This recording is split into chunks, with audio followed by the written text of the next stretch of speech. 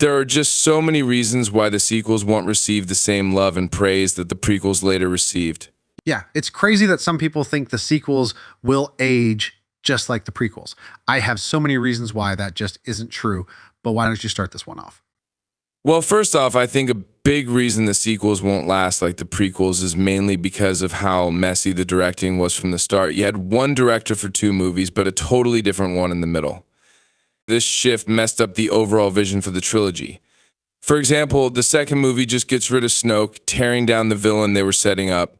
Then, in the third movie, since Kylo Ren needed to be redeemed, they brought back Palpatine. Hey, the other thing that bothers me is I'm just coming up with this now. Which I think was a really bad move. The prequels had a clear direction and story from the beginning, and they stuck with it through all 3 movies. The sequels just didn't have that same consistency. Yeah, no, I completely agree. The biggest difference between the sequels and the prequels is that the prequels actually respected the original 6 movies. The prequels went back in time to support the characters in the main storyline, building on everything the originals stood for. On the other hand, the sequels, despite what some might argue, are essentially a complete retcon. They took Han Solo, Leia, and Luke, brought them back, and turned them into the worst versions of themselves, effectively destroying their character arcs. I didn't really appreciate that one. Then they introduced a bunch of new characters who were barely developed, making it hard to connect with them. The main storyline was that Anakin is the chosen one, bringing balance to the Force in Return of the Jedi. But when you bring Palpatine back at the end of the sequels, it completely undoes everything from the original 6 film. There are plenty of reasons why people don't like the sequels, but this is definitely the biggest one. It just retcons and destroys the originals, while the prequels build off and makes the originals better. Yeah, I think another big reason is the story in the prequels is just more interesting. You're seeing a totally different time when the Jedi are at their peak, which we don't get to see in the original trilogy. The sequels are basically worse copycats of the originals. That's my bar! Shit. He copied my whole fucking flow! In the prequels, we get to see Obi-Wan, Darth Vader, and Yoda in their younger days, which is way more interesting. These beloved characters are shown in a cool and intriguing way, unlike in the sequels where we see characters like Leia, Han Solo, and Luke at their worst. Why would fans want to see their favorite characters be so ruined? In the prequels, they're not lesser versions of themselves. I'd argue they're even cooler. I actually prefer Ewan McGregor's Obi-Wan over the Alec Guinness version. So, yeah, there's a big difference in how the prequels treated the original characters and story compared to how the sequels did. The sequels kind of just tossed the original characters aside to make room for the new ones. That's a really valid point. When you look at the 3 trilogies as a whole, the prequels, the originals, and the sequels, it's clear that the prequels delve much deeper into the lore and character development. The stories are just far more engaging. Sure, you could argue that it's subjective, but if you really analyze the characters, the themes, and the depth of the narratives, the prequels are on a different level compared to the sequels. The sequels, in contrast, feel pretty surface level. They could have been much better if the characters like Rey, Finn, Poe, and the rest had been properly developed. But instead, they were just thrown in without much backstory or growth. There's this huge gap in time between the original trilogy and the sequels. Decades, at least.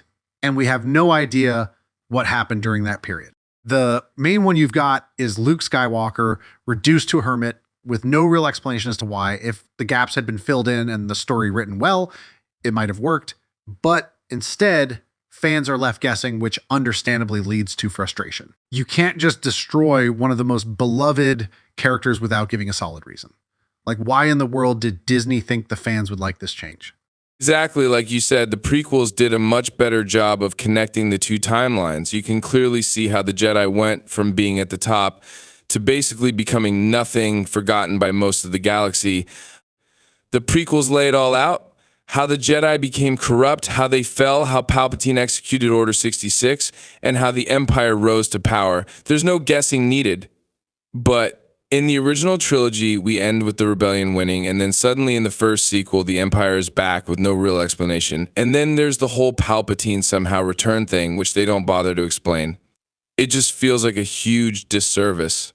The audience needs to understand how things got to this point, especially when the shift is so big. Just like with the Jedi falling so low, it's a massive jump, so it needs a good explanation. The same goes for how we went from the rebellion winning to the Empire being back again.